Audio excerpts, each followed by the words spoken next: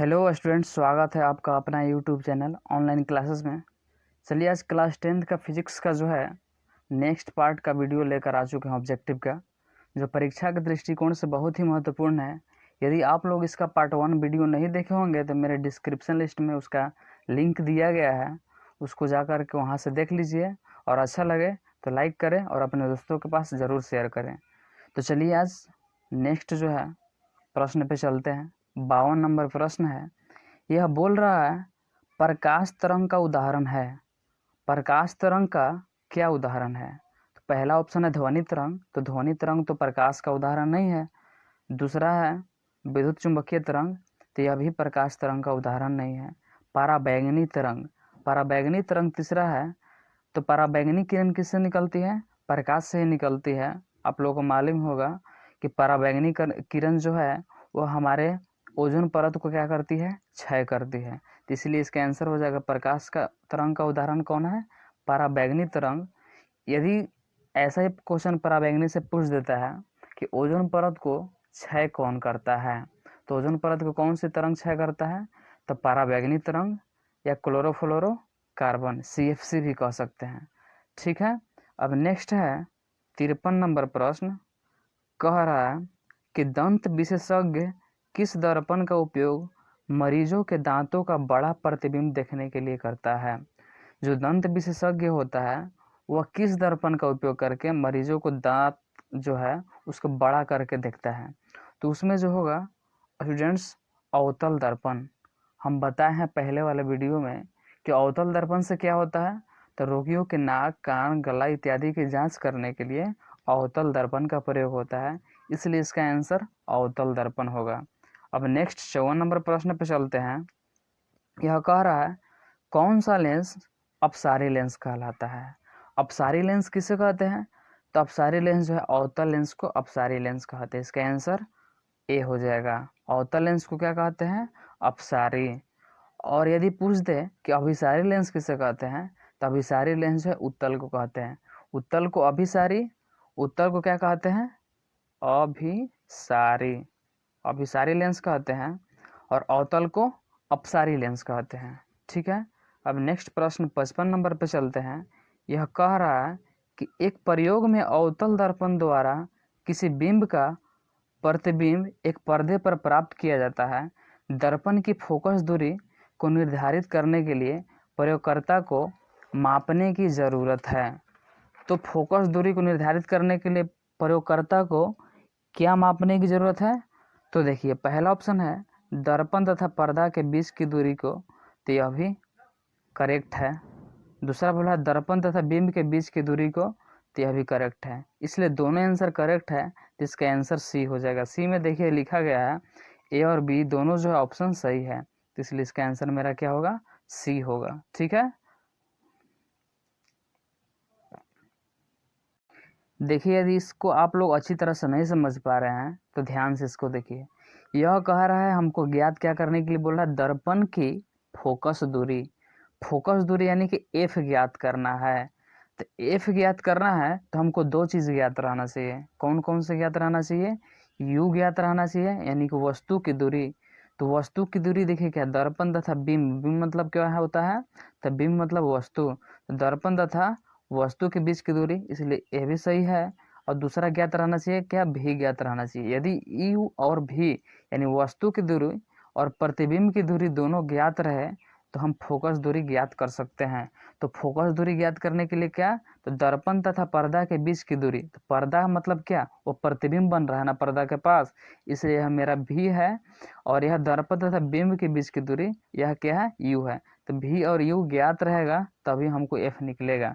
यदि बोल देता कि प्रतिबिंब प्राप्त करने के लिए, प्रतिबिंब की दूरी प्राप्त करने के लिए, चाहे पर्दा के बीच की दूरी प्राप्त करने के लिए हमें क्या मापने की जरूरत है, तो उसमें जो है क्या निकाल कर लिखना पड़ता कि फोकस दूरी ज्ञात रहना चाहिए और दर्पण तथा बिंब के बीच की दूरी।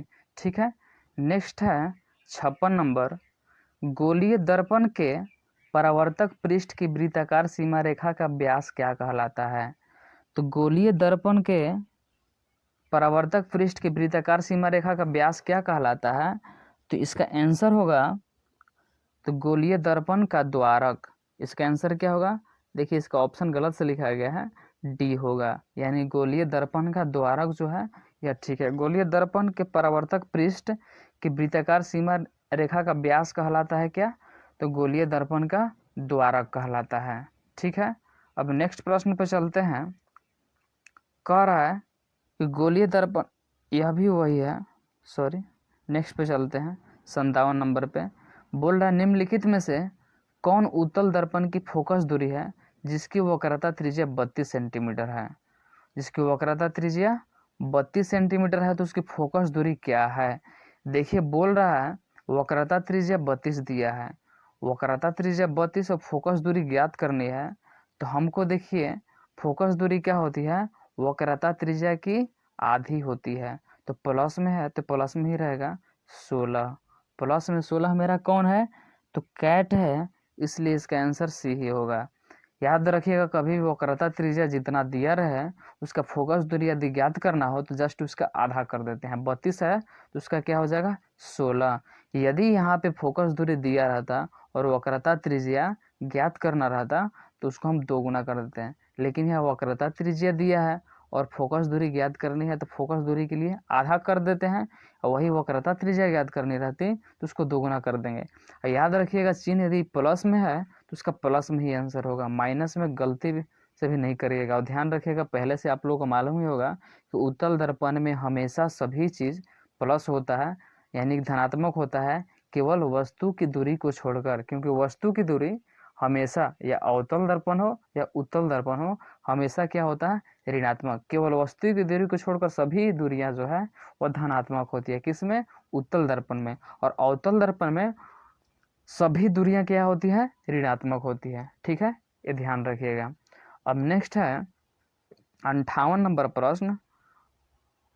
58 नंबर कह रहा है कि यदि किसी बिंब का प्रतिबिंब का आवर्धन ऋणात्मक है तो उस प्रतिबिंब की प्रकृति क्या होगी? कह रहा है कि यदि किसी बिंब का प्रतिबिंब का आवर्धन ऋणात्मक है तो उस प्रतिबिंब की प्रकृति क्या होगी? तो इसका आंसर होगा वास्तविक और उल्टा। इसका आंसर क्या होगा? वास्तविक और उल्टा। क्यों? ध्यान दीजिए यहाँ पे बोल रहा है यदि किसी बिंब, बिंब मतलब क्या होता है? बिंब मतलब जो है वस्तु होता है, बिंब मतलब वस्तु होता है। तो वस्तु का जो है प्रतिबिंब आवर्धन ऋणात्मक हो, यदि वस्तु की ऋणात्मक है तथा उसका प्रतिबिंब की प्रकृति क्या होगी? आवर्धन जब ऋणात्मक है तो याद रखिएगा कि जब ऋणात्मक हो तो ऋणात्मक कब बनता है? तो वास्तविक जब होता है तो ऋणात्मक बनता है, और उल्टा, क्योंकि वास्तविक हमेशा क्या होता है? उल्टा होता है। याद रखिएगा कभी भी वास्तविक बनता है तो उससे वह उल्टा ही बनता है, वास्तविक कभी सीधा हो ही नहीं सकती है। तो इसलिए मेरा आंसर ए होगा, क्योंकि वास्तविक ही ऋणात्मक होता है और वही जो है उल्टा होता है। वास्तविक ही हमेशा क्या बनता है? ऋणात्मक बनता है। तो वास्तविक जब बनता है तो हमेशा ऋणात्मक होता है, और जब ऋणात्मक हमेशा बनता है चाहे वास्तविक तो हमेशा वास्तविक उल्टा ही होता है। ठीक है, याद रखिएगा ध्यान से। 59 नंबर प्रश्न कह रहा है कि गोलीय दर्पण का परावर्तक पृष्ठ वक्रित हो सकता है। गोलीय दर्पण का वक्रता जो है, गोलीय दर्पण का परावर्तक पृष्ठ वक्रित हो सकता है, इसका आंसर क्या होगा? तो इसका जो है क्या होगा, अंदर या बाहर की ओर।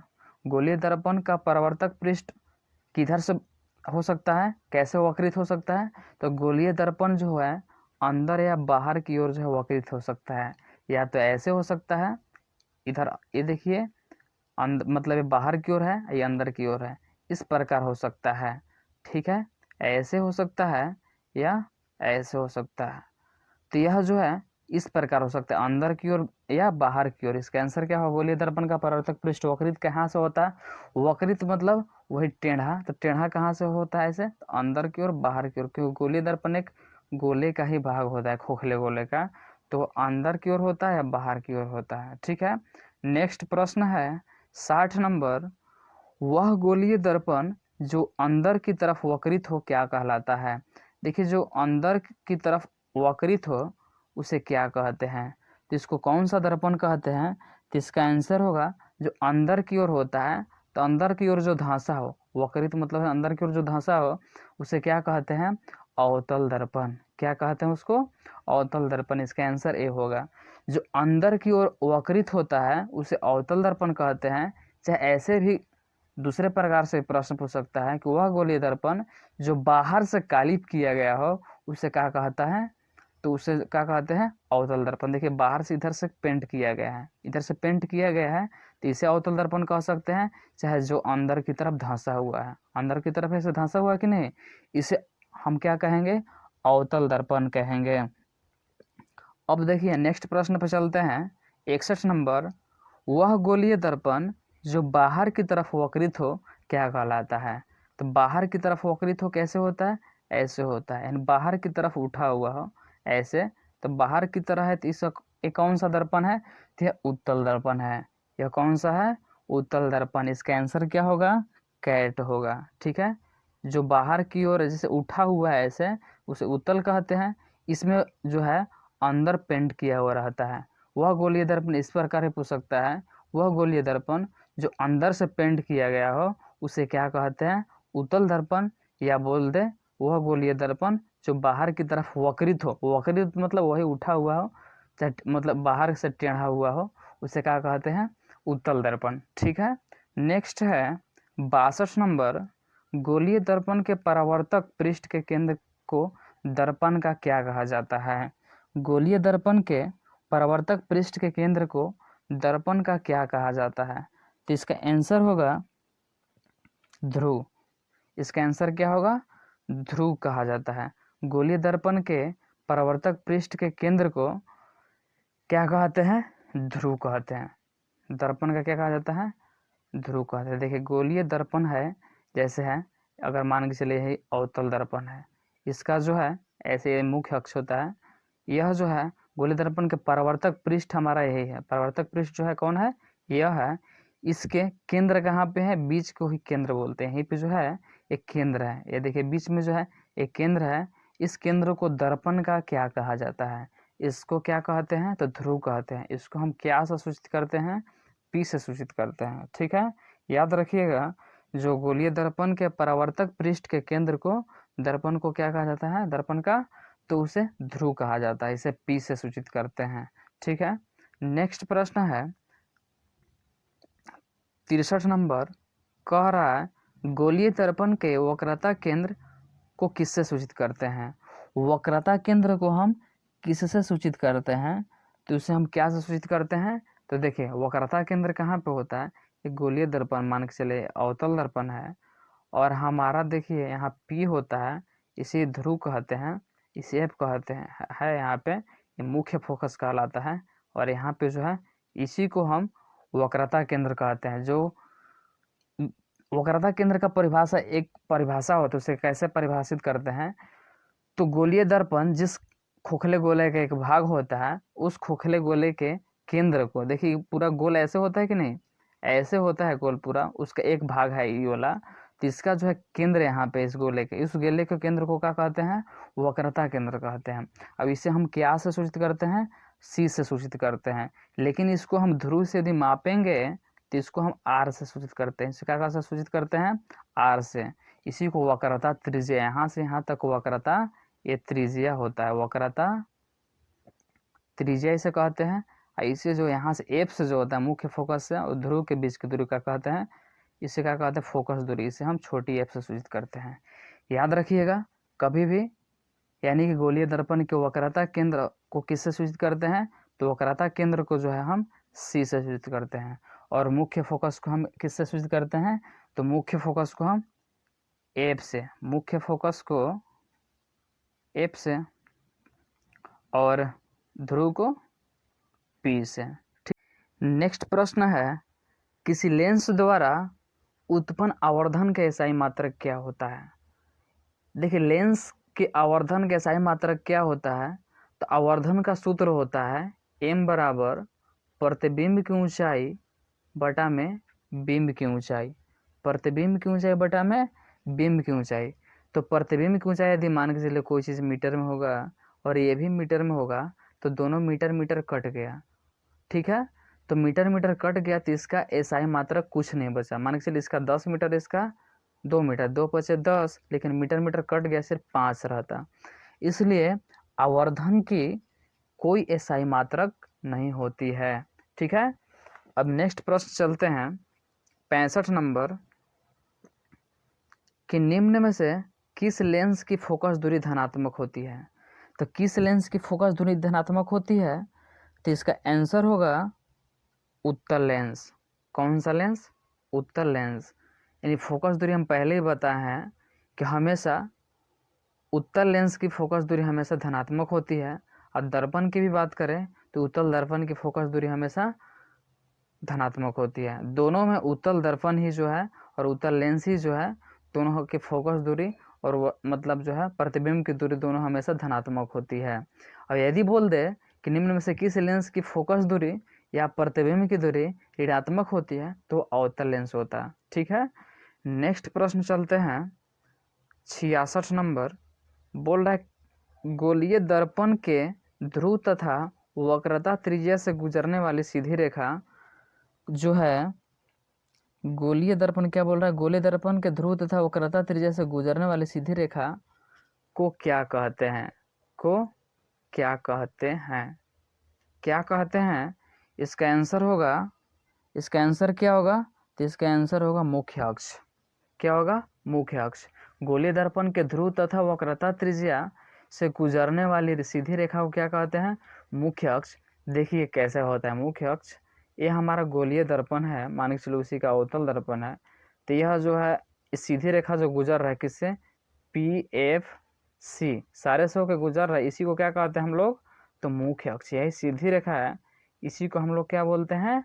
मुख्य अक्ष बोलते हैं। याद रखिएगा। ठीक है, नेक्स्ट प्रश्न है 67 नंबर। सूर्य के प्रकाश के संकेंद्रण से उत्पन्न ऊष्मा के कारण जल उठता है। सूर्य के प्रकाश के संकेंद्रण से उत्पन्न ऊष्मा के कारण जल उठता है। क्या जल उठता है? देखिए पहला ऑप्शन है कागज, दूसरा ऑप्शन है पत्थर, तीसरा है लोहे का चूर्ण और चौथा है बालू का कण। तो सूर्य के प्रकाश से जलने वाली सिर्फ एक ही चीज़ है, वह कागज है। कौन सा है? कागज है। और वह किस लेंस का प्रयोग करने से? तो उत्तल लेंस का प्रयोग करने से जो है वह क्या होता है, सीधी प्रकाश जब उस पर पड़ती है तो जल उठती है, तो कागज ही जल सकता है। और इसमें जलने लायक तो कोई है नहीं है जो सूर्य के प्रकाश से जल उठे। तो इसका आंसर क्या होगा? कागज होगा, एप्पल। ठीक है, नेक्स्ट है 68 नंबर प्रश्न। गोलीय दर्पण, गोलीय गलती लिख दिया गया है। गोलीय दर्पण के परावर्तन पृष्ठ को वृत्ताकार सीमा रेखा का व्यास दर्पण का क्या कहलाता है? बोल रहा है गोलीय दर्पण के परावर्तन पृष्ठ को वृत्ताकार सीमा रेखा का जो है व्यास दर्पण का क्या कहलाता है? तो इसका आंसर होगा द्वारक। बोल रहा गोलीय दर्पण के परावर्तन पृष्ठ की वृत्ताकार सीमा रेखा का व्यास दर्पण क्या कहलाता है? तो द्वारक कहलाता है। इसका आंसर क्या होगा? ए होगा। याद रखिएगा क्या? द्वारक। गोलीय दर्पण के परावर्तक पृष्ठ को वृत्ताकार सीमा रेखा का व्यास जो है दर्पण का क्या कहलाता है? तो वही व्यास जो है क्या कहलाता है? द्वारक कहलाता है। ठीक है, नेक्स्ट प्रश्न है 69 नंबर कि टॉर्च एवं वाहनों के उग्र दीपों में किस दर्पण का प्रयोग किया जाता है? उग्र दीप मतलब हेडलाइट्स। उग्र दीप को इंग्लिश में क्या बोलते हैं? हेडलाइट्स। तो टॉर्च एवं वाहनों के हेडलाइट्स में किस दर्पण का प्रयोग करते हैं? तो उसमें किस दर्पण का प्रयोग करते हैं? तो हम पहले ही बताए हैं कि इसमें जो है पहले वाले वीडियो में बता चुके थे, फिर भी एक बार बता रहे हैं, इसमें अवतल दर्पण का प्रयोग करते हैं। किस दर्पण का प्रयोग करते हैं? तो टॉर्च, गाड़ी की हेडलाइट, टॉर्च इत्यादि में जो है हम लोग अवतल दर्पण का प्रयोग करते हैं। स्टूडेंट्स, यदि आप लोग यह वीडियो देख रहे हैं, यदि आप लोगों को अच्छा लग रहा है तो इसको लाइक करें और अधिक से अधिक शेयर करें। ठीक है, अब नेक्स्ट प्रश्न है 70 नंबर। वाहनों के साइड मिरर के रूप में किस दर्पण का प्रयोग किया जाता है? साइड मिरर मतलब पश्च दृश्य, मतलब पीछे वाले दृश्य को देखने के लिए हम लोग किस दर्पण का प्रयोग करते हैं? तो वाहनों यानी कि वाहन मतलब गाड़ी उड़ी जो है उसको जो है साइड मिरर, जब वहाँ ड्राइवर होता है उसके साइड में जो एक मिरर लगा रहता है, दर्पण लगा होता है, उसमें किस दर्पण का प्रयोग होता है? तो उसमें किस दर्पण का प्रयोग होता है? तो उत्तल दर्पण का। इसका आंसर क्या होगा? कैट होगा, उत्तल दर्पण। ठीक है, नेक्स्ट प्रश्न है 71 नंबर, किस लेंस को अपसारी लेंस कहते हैं? किस लेंस को अपसारी लेंस कहते हैं? हम पहले भी यह रिपीट हो गया, दोबारा क्वेश्चन। तो अपसारी किसे कहते हैं? तो अवतल लेंस को। अवतल लेंस को क्या कहते हैं? अपसारी लेंस। अब अभिसारी आप लोग खुद से बताइए, अभिसारी किसे कहते हैं? तो अभिसारी उत्तल लेंस को कहते हैं। ठीक है, अभिसारी उत्तल लेंस को। ठीक है, नेक्स्ट प्रश्न है 72 नंबर, कि दो पृष्ठों से घिरा, यहाँ पे घिरा है, घिरा हुआ कोई पारदर्शी माध्यम जिसका एक या दोनों पृष्ठ गोलीय हो, क्या कहलाता है? तो वह क्या कहलाता है? इसका आंसर होगा लेंस। हम पहले ही बता चुके हैं, फिर दोबारा रिपीट कर रहे हैं कि दो पृष्ठों से घिरा हुआ कोई पारदर्शी माध्यम जिसका एक या दोनों पृष्ठ गोलीय हो, क्या कहलाता है? तो लेंस कहलाता है। इसका आंसर क्या होगा? ए होगा। जब देखिए दो पृष्ठ, एक ए पृष्ठ हो गया, एक ए पृष्ठ, दोनों से घिरा हुआ कोई पारदर्शी माध्यम, पारदर्शी होता है यानी इधर से डायरेक्ट इधर वाले वस्तुओं को हम देख सकते हैं। अगर इस बीच में हम लेंस लगा दें, यहाँ हमारे आई है, आँख है, यहाँ से तो इधर कोई वस्तु रखा है तो इसको हम डायरेक्टली देख सकते हैं। तो पारदर्शी किससे कहते हैं? तो वैसे पदार्थ जो है जिसमें प्रकाश जो है आसानी से आर पार कर जा सके, उसे क्या कहते हैं? पारदर्शी। यदि अपारदर्शी कहे तो अपारदर्शी किसे कहते हैं? वैसे वस्तु जिससे प्रकाश नहीं पार कर पाए उसे क्या कहते हैं? अपारदर्शी कहते हैं। और अर्धपारदर्शी या पारभासी किसे कहते हैं? तो वैसे वस्तु जिससे प्रकाश जो है आधा पार कर पाए और आधा नहीं पार कर पाए उसे अपार मतलब पारभासी कहते हैं। जैसे क्या हो गया? दूध हो गया, रक्त हो गया, और जो खुरचा हुआ शीशा हो गया, ये सब क्या अर्धपारदर्शी है। अब पारदर्शी किसे है, किसे कहते हैं? तो शीशा हो गया, पानी हो गया, ये सब जो है पारदर्शी है। ठीक है, नेक्स्ट है 73 नंबर, वह कह रहा है तो उत्तल लेंस को क्या कहते हैं? तो उत्तल लेंस को हम भी बताए हैं कि उत्तल लेंस को हम अभिसारी लेंस कहते हैं। क्या कहते हैं? तो उत्तल लेंस को अभिसारी लेंस कहते हैं। इसका आंसर क्या होगा? ए होगा। ठीक है, नेक्स्ट प्रश्न है 74 नंबर, लेंस के कितने वक्रता केंद्र होते हैं? तो लेंस के कितने वक्रता केंद्र होते हैं? तो इसके दो वक्रता केंद्र होते हैं। इसका आंसर क्या होगा? सी होगा। इसका क्या होगा आंसर? तो सी होगा। इसके दो वक्रता केंद्र होते हैं। कौन कौन होते हैं? तो 2f1 और 2f2। देखिए हमारा लेंस मान के चले उत्तल लेंस है, तो ऐसे जो है इसे हमको प्रकाशीय केंद्र मानते हैं। ओ यहाँ f1 होता है, यहाँ 2f1 है, यहाँ f2 होता है, यहाँ 2f2।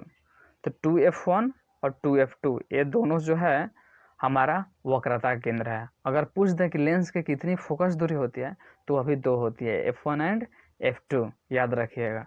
इसके प्रकाशीय केंद्र, इसके लेंस को जो प्रकाशीय यानी केंद्र को क्या बोलते हैं? तो प्रकाशीय केंद्र बोलते हैं। इसे हम ओ से सूचित करते हैं, यही प्रकाशीय केंद्र है। ठीक है, नेक्स्ट प्रश्न पे चलते हैं। अब 75 नंबर, लेंस के केंद्रीय बिंदु को क्या कहते हैं? तो लेंस के केंद्रीय बिंदु को अभी हम तुरंत जस्ट बताए हैं कि इसको क्या कहते हैं? प्रकाशीय केंद्र कहते हैं। इसका आंसर जो है प्रकाशीय केंद्र। प्रकाशीय केंद्र देखिए, यही जो लेंस है इसके बीच में जो है यानी केंद्र बिंदु है, इसी को हम क्या कहते हैं? प्रकाशीय केंद्र कहते हैं। इसे हम ओ से सूचित करते हैं। क्या सूचित करते हैं? तो ओ से सूचित करते हैं। नेक्स्ट है 76 नंबर, जब किसी लेंस पर समांतर किरण आपतित होती है तो क्या होता है? जब लेंस जो है पर समांतर किरण आपतित होती है तो क्या होता है? तो इसका आंसर होगा कि कागज, देखिए पहला ऑप्शन है कागज सुलगने लगता है। कागज जो है सुलगना, जब किसी लेंस पर समांतर किरण आपतित होती है तो क्या होता है? तो कागज सुलग सकता है। ठीक है, दूसरा है धुआं उत्पन्न होने लगता है। जब कागज सुलगेगा तो धुआं भी उत्पन्न होगा, इसलिए इसका आंसर जो होगा सी होगा। ठीक है, इसका आंसर क्या होगा? सी मारिएगा आप लोग, कैट, क्योंकि इसमें दोनों है यानी कि ए और बी दोनों सहमत है, इसलिए यानी कि सी होगा। ठीक है, नेक्स्ट प्रश्न पे चलते हैं 77 नंबर, लेंस में कितने फोकस होते हैं? यानी लेंस में कितने फोकस होते हैं? जिसमें अभी जस्ट तुरंत पहले बताए थे कि दो फोकस होते हैं।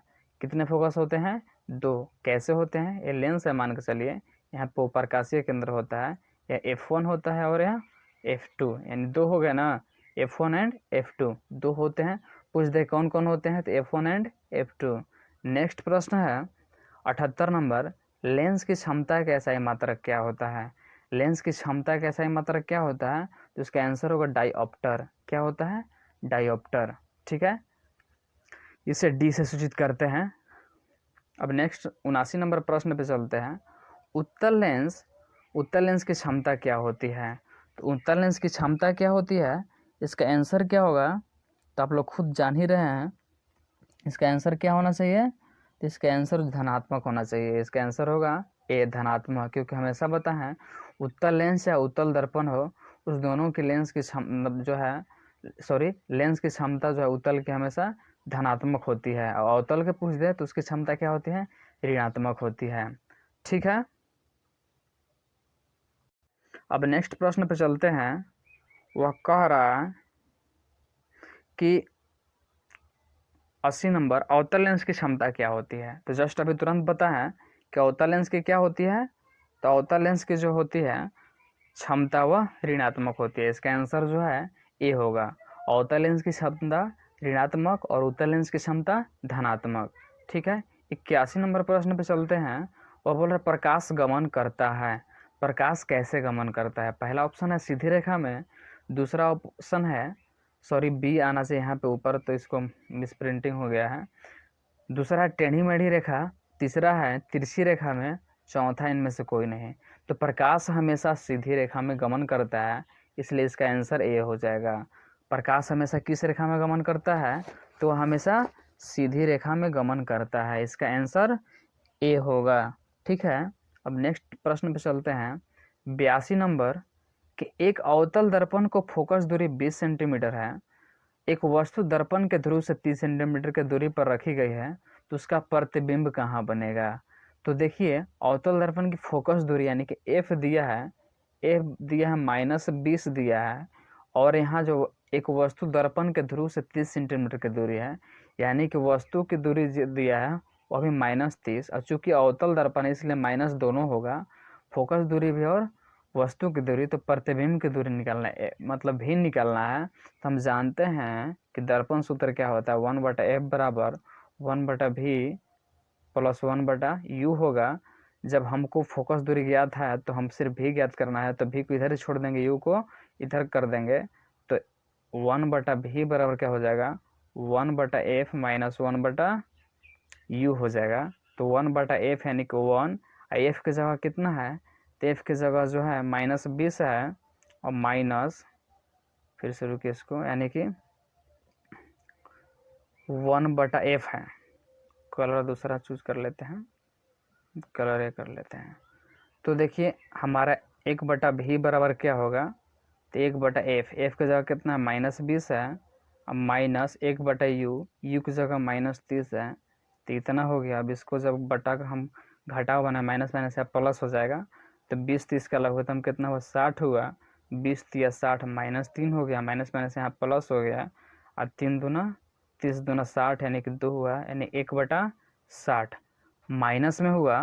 तो यह इसका आंसर क्या होगा, तो इसका आंसर जो होगा देखिए माइनस में 60, तो इसका आंसर होगा दर्पण से 60 सेंटीमीटर की दूरी पर वस्तु की ही ओर, जिधर वस्तु है उधर ही बनता है, तब माइनस में होता है, इसलिए इसका आंसर क्या होगा -60 चूंकि आया है, तो इसलिए जो है दर्पण है अवतल तो हमेशा माइनस ही होगा, और माइनस जब बनता है तो जिधर वस्तु है उधर ही जब रहे बने तब वह माइनस में होता है, इसलिए इसका आंसर क्या होगा, तो दर्पण से 60 सेंटीमीटर की दूरी पर वस्तु की ही ओर, इसका आंसर क्या हो जाएगा, ए हो जाएगा। ध्यान रखिएगा जब भी माइनस में बने तो हमेशा वस्तु की ही ओर होता है। ठीक है, अब नेक्स्ट प्रश्न पे चलते हैं।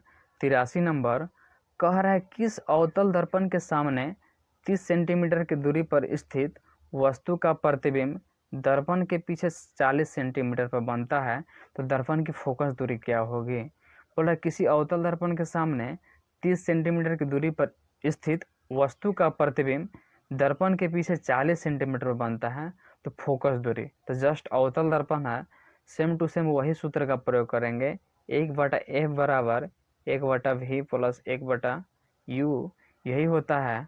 तो हम 1/v की जगह मेरा कितना है प्रतिबिंब की दूरी, तो प्रतिबिंब की दूरी -40 है, क्योंकि अवतल दर्पण इसलिए दोनों माइनस में होगा, और यहाँ पे जो है प्लस, यहाँ पे भी देखिए माइनस में ही होगा, तो माइनस यानी कि 1/, अब माइनस कितना 30, 30 का लघुत्तम निकालें तो कितना हो गया 120 हुआ। तो 40 से भाग दे 3 बार में काटा 3 हुआ, ऊपर माइनस और प्लस माइनस माइनस हुआ।